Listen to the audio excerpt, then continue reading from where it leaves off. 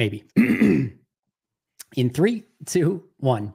What is up, everybody? Welcome into an all-new episode of the Pack-A-Day Podcast. I'm your host, Andy Herman. You can follow me on Twitter at Andy Herman NFL. You can follow the podcast at Pack-A-Day Podcast. And I am joined by the one, the only, the great and powerful Perri Goldstein. You can follow her on Twitter at Perri_Goldstein. You can find her, of course, on the incredible Packs What She Said podcast with Maggie Loney. Perri, great to have you back on Chatting Packers after week 1 of the Packers crushing the Cleveland Browns and taking their soul in preseason week 1. How are you doing? The great and powerful. I love that intro. That's awesome. Yes, we had real football. We watched real football. Andy, we're here. We did it. We made it. As real as preseason football is, yes, we did. I will still take it. It's such a great time of year. I love having like just preseason games on in the background while I'm working now because it's like on NFL Network nonstop, and I'm listening. And Jack Heflin gets a sack in a game, and then like Kevin King picks off a pass, and I'm like, what is going on? Tyler Goodson was in the game for the Colts, and I'm like, there's all these little Packer players that are all around the league, and it's just very fun to kind of keep an eye on everything. But it is a great time of year. There's no doubt about it. Yeah, I was at a brewery Saturday night, and it was like I don't know, they were showing highlights from all the games on one of the TVs, and it was like Seattle and the Giants and all. And I was like, oh, look at the NFL being back. This is so nice. It really, really is, and it gets you in the mode for football all over again. And it's like you get that one taste of Packers Browns preseason, and it's just like, now I want the next one and the next one, and like get me to Packers Eagles, and I'm all there already. I want to be all in. I want that first kickoff, but I'm willing to let the process play out. Not that I have a choice anyway, but this is, like I said, it's always such an amazing time of year, and I'm already getting excited for joint practices this week and a Packers Broncos game next Sunday, even though the starter's not likely to play per Matt LaFleur, but either way, I'm ready for it. Yeah, that's all right. They did their thing on Saturday afternoon. They showed up. They showed us, hey, remember us? And now I'm fine with them being healthy until week 1. I didn't totally recognize it until I saw it today, but I didn't realize that was Dontavian Wicks' one snap in the entire game that he scored the touchdown. He's one snap, 65-yard touchdown. I'm going to call it a night. See you guys later. Have a good one. Yep. It was perfect. And yeah, again, what more can you kind of want from that preseason game? I'll let you start off. Obviously, I've had the opportunity to kind of go through my takeaways from the game, but now that you've had the chance to digest it a little bit, what were sort of some of your main takeaways from this win over the Browns? Oh boy. My gut reaction is an interesting one. So I haven't listened to your episode. So if I say anything that you have said, I apologize. But my first gut reaction was like, I'm incredibly impressed with the Packers' depth. I feel like this team is quite deep, and that some of the cuts come cut down day are actually going to be very difficult. That's how I felt watching this. I was like, I know how we feel about the starters, and like we just mentioned, we all know who's making it from like the wide receivers and Josh Jacobs and et cetera. But like the running back 3-4 competition, a lot dicier than I thought. The wide receiver 6 competition, like a lot more difficult than I expected, and, the safety rotation, they actually now have like a pretty deep secondary going on, and same with the defensive front. So, you watch preseason, not really for the starters, right? You watch preseason because you're like, who are the fringe roster guys that are potentially going to show up and make it? And, who's kind of fighting for that spot. And the Packers have had a kicker competition, which the commentators, talked about a ton on the broadcast. And I came away from the game actually having more questions really still about some of the guys. I thought and we'll get into it. This is part of what we're going to talk about on the show, but some guys who really took that opportunity, I thought, and ran with it. Quite literally in some cases. Yes. And I think we're going to make that decision for the coaching staff and the front office like a little bit more difficult. Now we obviously have 2 more games, so more opportunities for some of these guys, but I was very, very impressed with the depth, and left me feeling really good about where this team is at and like the roster construction so far.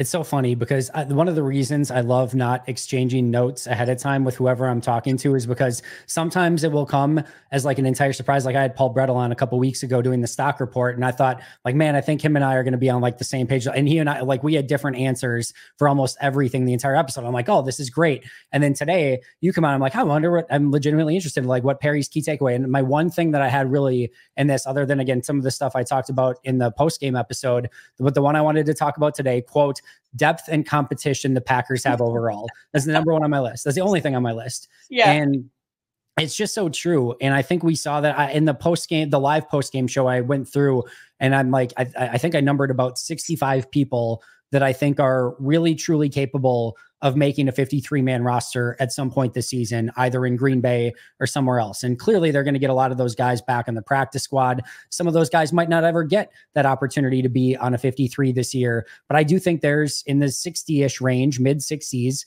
of guys who can actually go and help a 53-man roster at some point this season, especially once some injuries start to hit. And that's a pretty incredible number. And when you look at, you know, the roster, and there's certainly, as every roster has around the league, it certainly has some weaknesses at certain points, but the job that Goody has done building the competition and the depth on this team, it is really, really impressive. And I thought there were a lot of players, like you said, that did step up and made some of these competitions even more of a competition. And I'm just really looking forward to seeing, and we're going to, as you mentioned, kind of talk about this as well over the next 2 weeks, who really recognizes the opportunities that are out there, because from maybe backup quarterback to number 5, 6 receiver, number 3, 4 tight end, basically spots number, 7, 8, 9, 10 on the offensive line, maybe a 5th edge rusher or a 6th defensive tackle, the backup linebacker spots. And I think hopefully Cooper and Hopper can get back and start competing for those starting roles again. The end of the cornerback roster, the end of the safety roster, there is just so much and of course kicker and long snapper even, there is so much competition throughout the entirety of this roster, and it is in such a great spot. And you can tell that, I'll just add one thing really quick, is one of the things that really stood out to me in this game. I know I'm boring you right now because you're, no, I'm sorry. I'm kidding. So one of the things that stood out in this game was how well the receivers were blocking on the outside. Watson had one snap where he had a really good block. Reed had, a snap where he had a really good block in like the 3 snaps that they played. And then Melton came in and blocked well, and Heath came in and blocked well, and Dubose came in and blocked well. And it's just like, those guys know if they want to see the field with all of, and they want to make the team with all of these amazing wide receivers, what's potentially going to differentiate them isn't necessarily the receiving skills, because there's a lot of guys with receiving skills. It's the guys that are going to do the dirty work. And you could tell there was a huge, want to from these guys to go out and prove themselves. I just love overall where the roster is at and how these guys are competing with one another. It's true. I mean, it's funny that we had the same thoughts and takeaways, because I wasn't sure. Like I said, I didn't listen to your episode today on purpose because I wanted to have like a conversation, unbiased, by what you said. I usually, for everyone listening, do listen to Andy's, YouTube about good cover about practice and things. I do. But and again, like, it's preseason, you take everything with a little bit of a grain of salt. They're not putting out 100% of their best defense, their best offensive plays. They're also still playing for the first time together for some of them, so there's going to be growing pains there. But I think for the most part, we're going to go through some excitements and some disappointments. My list of who excited me and who I felt like stepped up is a lot longer than I feel like who was more of a disappointment. And that goes from starters through to some of those like depth guys who, like you said, are going to be fighting for the special team snaps, etc. Yeah. No, I totally agree. And I think that's what's really going to be, again, fun to sort of parse out as we do have the remainder of these joint practices and preseason games. I want to ask you then just a couple other kind of follow-up questions to the Packers-Browns game. One, what were you most excited about from that game? Oh boy, there was a lot. I think first, the rookies look really ready to play. I think mostly from like the defensive side of the ball. And I'd say, I mean, we all are excited about them, right? Evan Williams, Javon Bullard, Marshawn Lloyd. Unfortunately, he had to leave with an injury. I just liked seeing them in there. I think they're going to be really impactful. The second-year players, I thought had a really good game, namely on the defensive front. I found Devontae Wyatt and LVN, or Devontae Wyatt's not a second-year player, third-year player. You know what I mean? Like the young guys who you want to step up. I thought LVN was all over the place. Super, super, super excited. Also, Grant DuBose, like, where did he come from? Where did he come from? This is what I mean. Like, we're talking about this like group of wide receivers, and you mentioned Bo Melton, you mentioned Malik Heath, both who played last season, both who, I know you don't want to hear this, are potentially fighting for roster spots, right? They're not, I don't think, shoo-ins. At least Malik Heath is not. And then you get a Grant DuBose who is like lighting it up in practice and in the preseason, just making it a little bit more difficult about like decisions they have to make. So I just think everyone is like, for the most part, making the most of their opportunities. It was great to see Jordan just like go in for his one series, say, hey, remember me? I just got paid. This is why. Now I exit fully healthy. Goodbye. You won't see me again until week 1. I don't know. Those were my biggest takeaways. Nothing too crazy. They dominated, I would say, over the Browns. But again, like, I don't take that too doesn't mean much too heartily because it's the preseason and the Browns didn't have like most of their starters playing either. Right. And it just kept the momentum going, which is what you like to see. I thought it was a positive performance. And I thought there were, a ton of positive takeaways and very few negative takeaways. I'll just add one in. I've talked a lot about the Jordan Love deep ball already that looks better. That's what I'm most excited about. But as I went back and started to watch the tape, one other player that really caught my eye a little bit was Jacob Monk. And there were definitely a couple of hiccups here and there that he's going to have to learn from. No question about it. I also definitely thought earlier in the game when he played a little bit of better players, he did have a little bit more of a struggle as to when later, when some of the more, third, fourth string guys came in, he had an easier time, which is of course, going to happen to some extent.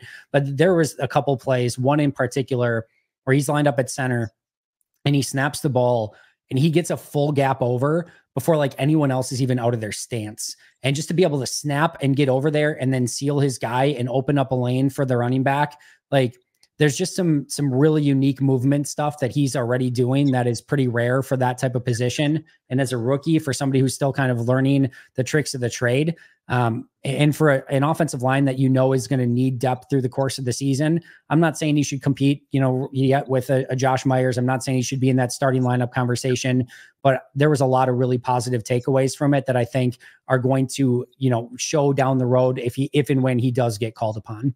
Yeah.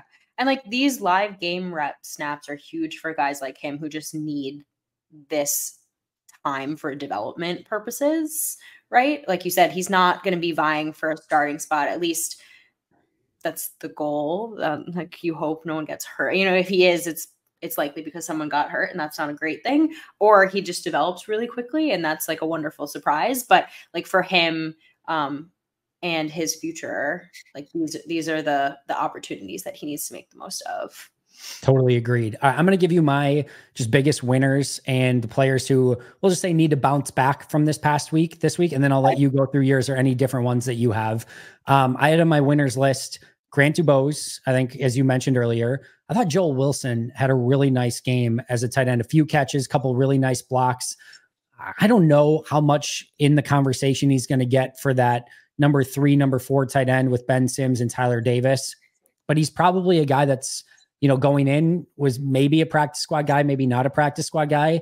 I think at minimum, he is very firmly in that 16-man practice squad right now after his performance this past weekend. And I think he can continue to go up. And I don't think it's impossible he can get his name in that conversation. He's going to have to continue to do it moving forward, maybe even to a larger extent. But I was impressed with Joel Wilson, Emmanuel Wilson, the other Wilson, of course.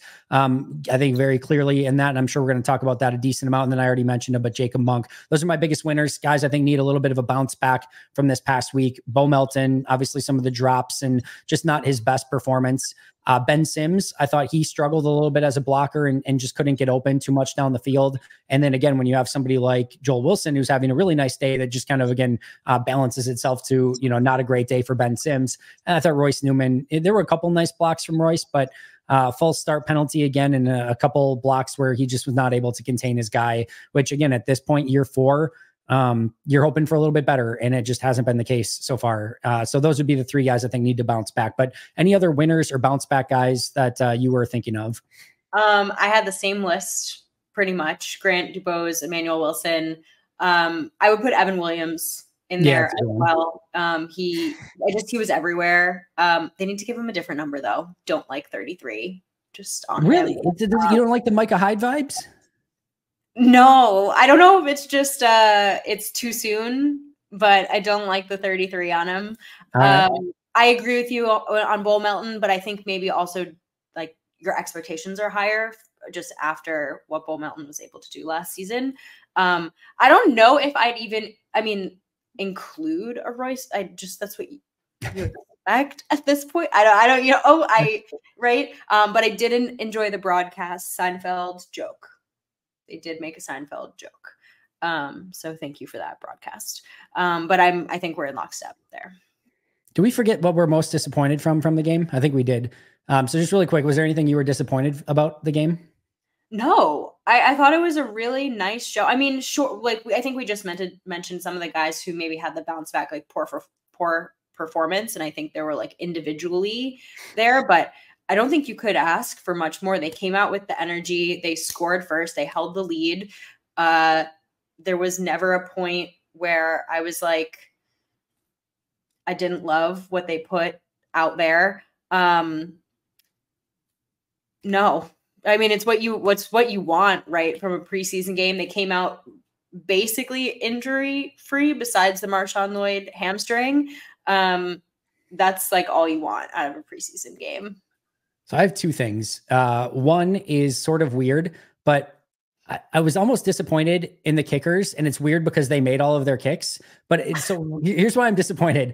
I'm disappointed just because every time they went out there, I'm still like, oh, like I don't even like it. There's just the uneasy feeling of the Packers kickers going out there again. They made everything. Greg Joseph, actually, I thought he did really well on both of his kicks. Anders like squeaked a couple in, and I know again they made everything, but it was just like more of the feeling of like, oh, I don't like want to think about the kicker position again. Like, can one of these guys just step up and be the guy so I don't have to worry about kicker anymore? So it wasn't necessarily anything from the game, but it was just sort of a weird feeling that I had just in general about the kicker position, because like every vibe about this team is like so immaculately good right now. And that's the one where you're just like, oh, I don't know. There's just a weird kicker vibe right now. That's all it is. The other thing, and I'm going to soapbox this for a second. I just forget we are 1 preseason game in, and almost everything went amazing in that game. And already some of the immediate reaction is we need to cut AJ Dillon and like get rid of this guy and get rid of that guy. And it's just like, can we have a second? Like we don't need to immediately jump to any conclusions. And like, I understand some of the Dillon angst and frustration from not being the biggest playmaker in years past and things like that. But like, he has had a really good training camp. He got 4 carries in the game, none of which had a great opportunity to really do anything. The blocking was not good on any of them. And it was, to me, not indicative of who Dillon is as a runner or what he can potentially do for this team moving forward. But it's immediately like, pitchforks and everything. It's just like, let's just take a deep breath. There's a lot of time left. There's no 53-man roster cut down this week. Let's give it the rest of camp and the rest of preseason. And let's focus on all the amazing positives that did take place in this game, which was like 99% of the game. So soapbox done. It's not a big deal. I get fans are going to fan. I'm not going to tell anyone how to fan, but it's just like, really, we're going to focus on some of this stuff already after 1 preseason game when things are really good. I don't know. That was my weird soapbox moment. I didn't get that at all. I mean, at least from watching the game, sure. I think AJ, and this is segues us a little bit into the remainder of the episode, but AJ has probably the most to gain from the rest of the preseason to me. Just like the opportunities that he has and the amount that's going to be handed to him with the preseason, and now especially, unfortunately, with Marshawn Lloyd probably not playing. Josh Jacobs is not going to play in any of the rest of these preseason games. Like, give the guy a sec to play the remainder of these 2 games, and show us what we know he's able to do. I also think AJ is so much more, to your point, than just like, I mean, he got like 4 carries in this game or something like that. I mean, he didn't play like all that much. He is so trustworthy in pass protection and pass catching, and he's not your every down back. He never was, and he's not going to be moving forward, even if he all of a sudden like breaks out. I think there's a really big disconnect in like expectations for AJ Dillon going into the season versus like who he actually is. So like, let's just like re-level set around the player, and what he's going to be. And he is a role player. Right. I mean, yep. that's what I expect from him. He's going to come in spot duty. To me, he's running back 3. That's kind of where he's going to slot in. And that's fine. That's perfectly fine. And I think when push comes to shove, if anything were to happen to any of the other guys in that room, I would trust, and I know the coaching staff would trust him in the backfield probably over any of the other guys on the practice squad. And that's all you want. Not to mention he has ball security as one of the things that I would put as a notch as a pro on his list. So let's just like take a deep breath, I think. that's kind of my Dillon thing. That's kind of my thing as well. And I'm not even willing to say like who should or shouldn't at this point, or I get Emmanuel Wilson had a really nice game. And if people like Wilson more than Dillon, that's fine. I get it. I understand it. I'm just saying like, let's just chill after one game and let's just see what the rest of preseason brings, because there's a lot of time left and we don't, trying to get overly critical of anyone in a single preseason game is just, that's not how decisions are made in the NFL. It's based on a variety of different factors. And, the other thing too is, yes, Wilson looked good in this game, but now you have the potential of, we're not sure what this hamstring injury is going to bring for Marshawn Lloyd. And Lloyd hasn't had the opportunity to really get too ingrained in this offense because of the multiple injuries that he's had so far. So like, I don't know that he, even if he's ready to go week 1 and he's back in time, like, I don't know that he's going to be that guy that just immediately jumps into the number 2 spot. And again, we can have the conversation if that should be Wilson or if Dillon, whatever, but like, they're going to need these backs and they'll ultimately make the decision that they think is best. And whatever they decide, I think from those, guys, whether it is Wilson or Dillon, whatever, I'm cool with, but I just think there's a long way to go and we have a lot of time to see what these guys can do to make that decision. Yeah. And it doesn't have to be an or. It can probably will be an and. I mean, I don't know the way the construction will go. And this obviously will depend on a multitude of factors by the time we get to this point. And this is not a roster cut down episode by any means, but it's very possible that, to your point, there's injuries, they decide priority wise, even, let's just say this, that they want both AJ Dillon and Emmanuel Wilson on the roster, given where the makeup is and what Matt LaFleur wants to do with this offense and the way that they value the running back rotation, et cetera, et cetera. So we don't even need to do the compare and contrast thing and pit the 2 backs against one another. It's very possible that both make the roster and both are very needed going into the season. And there can be a lot of injury issues. There could be trades. Like, we don't know what's going to happen between now and cut down day. So there's a lot of time to sort of figure all of that out and see what Green Bay ultimately wants to do. All right, let's jump into kind of our main crux of this topic. And I'll let you kind of go first here. We're going to start with who has the most to gain the remainder of the preseason, and then who has the most to lose the remainder of the preseason. So I will let you start. Who has the most to gain in the remainder of this preseason? The first name on my list, we've already talked about him, so sorry for the repeat, but Grant DuBose, baby. Yeah. Grant DuBose, let's go. Like, he basically redshirted his first season was absolutely not talked about whatsoever, but there is a spot in that wide receiver room up for grabs. For sure. Malik Heath is not a lock. And if you can block and you can pass catch, you can make this roster. And he, I think, is very much making a name for himself. He looked great in this game. I've seen his name all over the place from practice. He's still young, right? He was a draft pick. So I think it's very possible that if he has a great rest of this preseason, and he's not going to have the connection with Love, obviously, if Love is not playing. But doesn't matter. If he continues to stack preseason games like he did against the Browns, he has a very good chance of making this team. Yeah, I'm with you. He was definitely on my list as well. And I think the cool thing with Dubois is, he's got a ways to go. There's actually a play at the end of this game where he gets jammed at the line of scrimmage late in the fourth quarter and just like gets jammed into oblivion, like literally just like it's like 3 yards behind the line of scrimmage and just can't get off it whatsoever. There's some things that he needs to continue to improve upon, but like I think he can work his way up all the way to number 5 on this receiver list, especially with where Bo Melton. And everyone knows I'm a huge Bo Melton guy. I think he still has a ton of potential, but I think Dubois can get himself active. He's a really good blocker.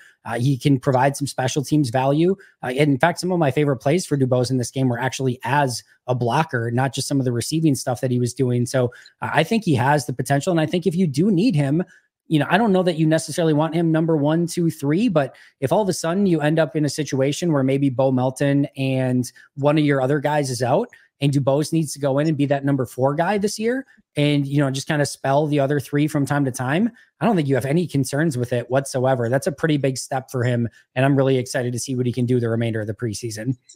Yeah, absolutely. I'm going to go very appropriately after previous rant. I'm going to go with Emmanuel Wilson. I think he absolutely has so much to gain. And I think we forget, this is a guy who started to get carries towards the end of last year and was active in the playoff games and got carries in the playoff games. They legitimately started to trust him more at the end of last year. So I think while they did go and get Josh Jacobs, that one is basically a like for Aaron Jones trade in that situation. But while they do go get Marshawn Lloyd as well and bring Dylan back, this is a player that they, again, did start to really trust at the end of last year. And now he comes out. He has had more big runs in training camp than any other running back on the roster so far. And he goes out and has a really great first preseason game. And I loved how many runs that he had great contact balance in this game and continued to stay upright and just fight for extra yards. And then, of course, he had that great play where he cut a couple times and Michael Pratt's leading the charge as a blocker and he gets 20 plus yards. And we saw last year he has the ability to take the 80-yarder to the house as well. Certainly the pass pro, the receiving out of the backfield, there's things that he's going to also have to continue to improve, but he still has a lot to gain and maybe really get himself in that running back conversation and rotation, maybe even.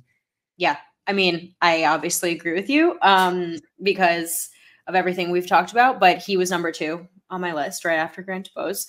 I do think that we forgot, to your point, that he was getting regular season looks, playoff looks until he got hurt. The Packers valued him for sure. And we know that Matt LaFleur values the running back rotation.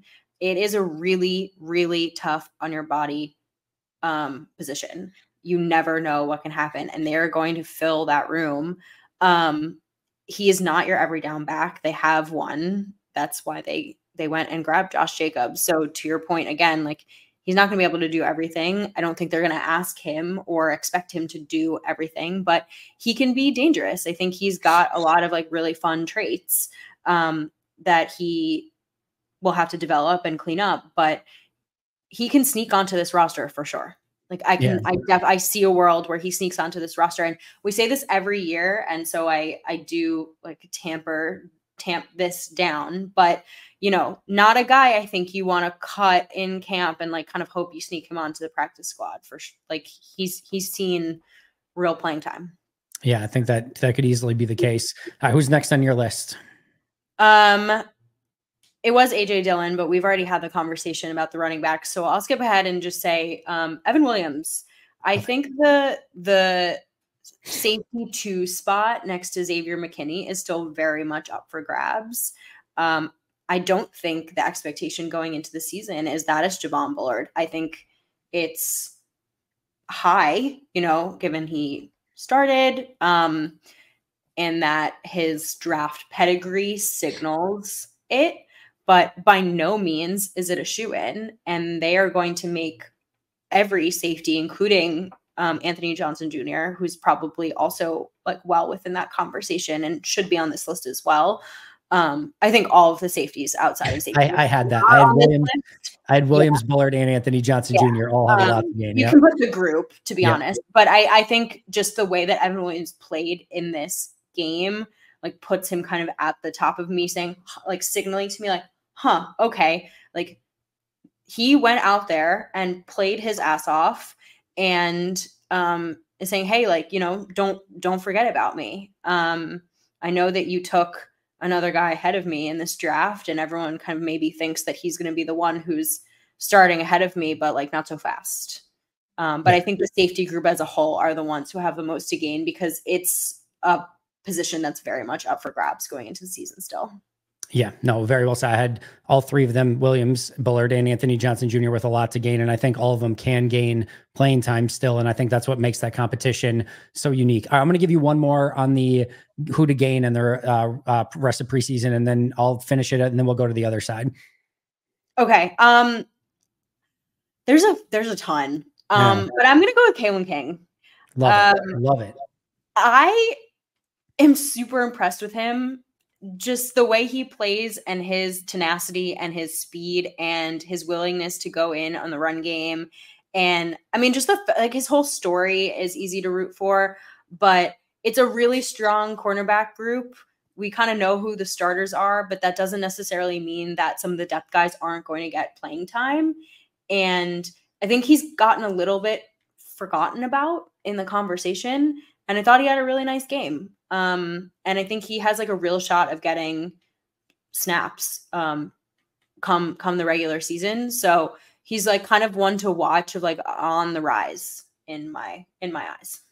I'm so glad you brought him up. I actually did not have him on my list, and it was a mistake to not have him on there. And I'm kind of mad at myself that I didn't think of it, but no, he's been a really impressive player. I think there's a lot of upside there. And I think he can get himself in the conversation for maybe being one of those guys off the bench if they do in fact need some depth. I think they've got their starting three. You know, we'll see if Bullard and, you know, maybe some of the other guys can get themselves in the slot conversation as well. But, you know, after that, you know, Valentine, once he comes back, is probably going to be the first guy. But then it becomes, all right, Kalen King, is it going to be Corey Ballantyne, Robert Rochelle? I think there's a lot more up for grabs there. And I think Kalen King is very firmly entrenched in that conversation, and some good play in the remainder of preseason. And he can really get his name in, like, do we have to get this guy in the field more? Like, do we have to get him in certain packages because he's playing well enough? So I do think he definitely has plenty to gain, include not only a roster spot, but maybe even getting more into the active 48, and then maybe even some playing time from there.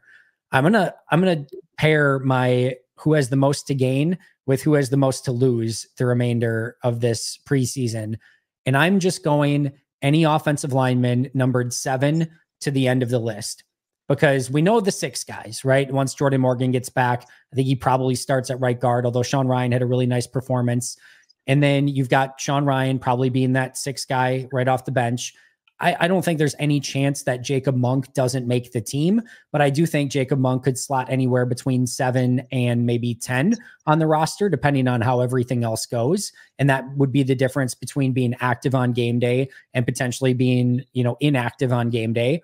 And then literally everyone else to a T, I think can go from literally making it to the 7th guy and maybe even like the swing tackle for some of those guys, to not even making the roster and or the practice squad. Like, I think that is how wide this battle is. And you could almost convince me of just about any combination of these guys. And I'd be like, yeah, I could understand that. I could see that.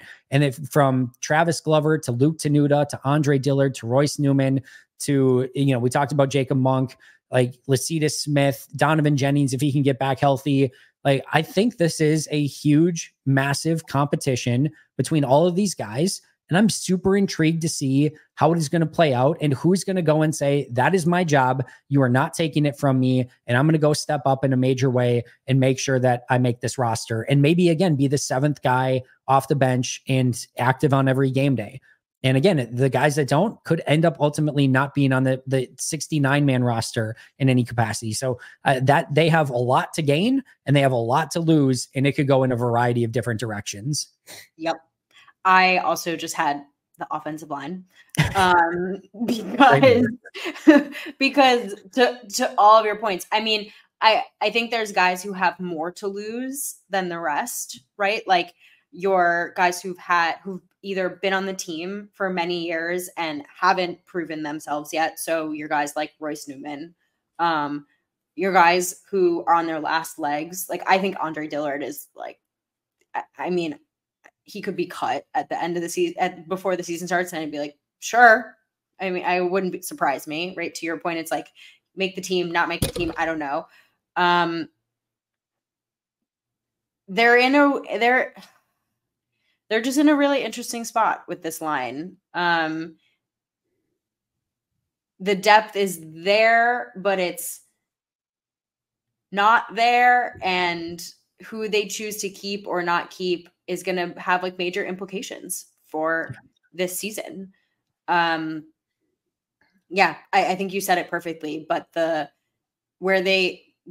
rest of this preseason is going to be huge for, like you said, guys 7 through 10, 11. And I think a lot of those guys are capable of stepping up and playing better football and really grabbing one of those spots. But there's also guys like Caleb Jones, you're in year 3, Luke Tenuta, you're in year 3. Andre Dillard, you have been a journeyman now these last 2 years. You're on a vet minimum with no guarantees. Like who wants it? Who's going to step up? I do think there's talent there, but you need to see consistency, and you can tell with some of the rotations, they're wanting to see it, and somebody has the ability to step up and grab it. And I don't think anyone really has as of yet. Although, like I said, Jacob Monk did have a very nice week 1 of preseason. All right. Your next one, who has the most to lose? Oh boy. I think on the flip side of like Grant DuBose having a great game, the Bo Meltons, the Samori Toure, the Malik Heath have the most to lose if someone like that jumps them. Yep. Right. I think this is likely the end of the road for a Samori Toure. It's the same conversation as like a Royce Newman, the guys who've clung on to the team for a number of seasons, who haven't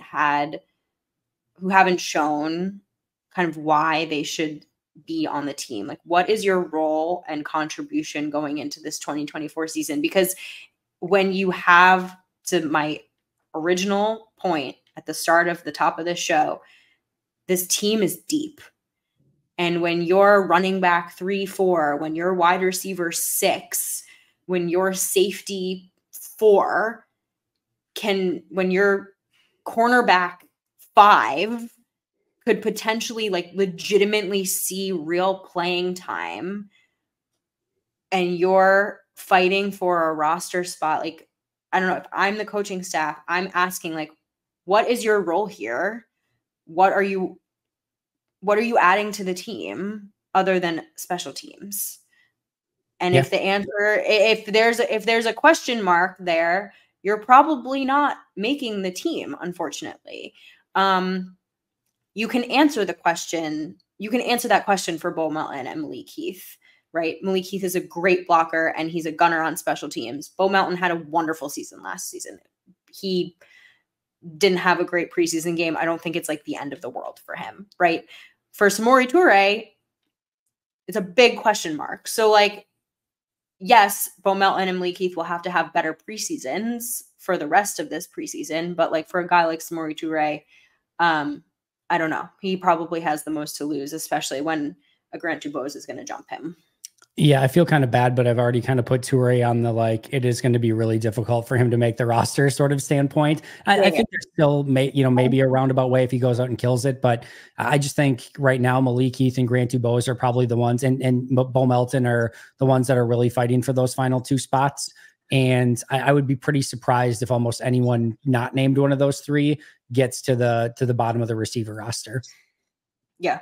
But the bottom of the receiver roster is still going to be, to me, it's like it's still going to be tough. I think like I agree. There could be a cut at the end of the season that surprises people. Yeah, I had faith in Melton on my list as well, because for that very reason. And like for Melton, like I said, I think I still be very surprised if he doesn't make the team. But the reason he has the most to lose is because I thought he really came into this training camp in preseason being like, there's no way that guy doesn't make the team.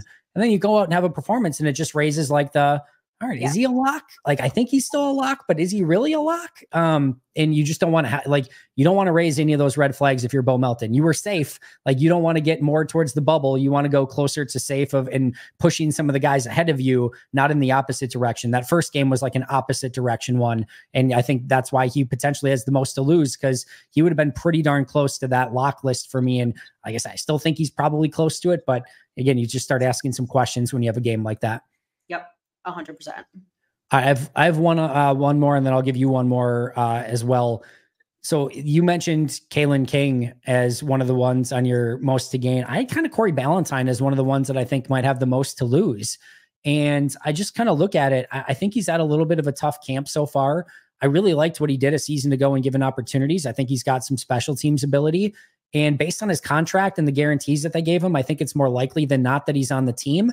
But if you told me that they kept Stokes, Jair, Nixon, and then Valentine, Kalen King, and like a Robert Rochelle, would I be extremely shocked, especially if Rochelle is who I think is just a better special teams guy?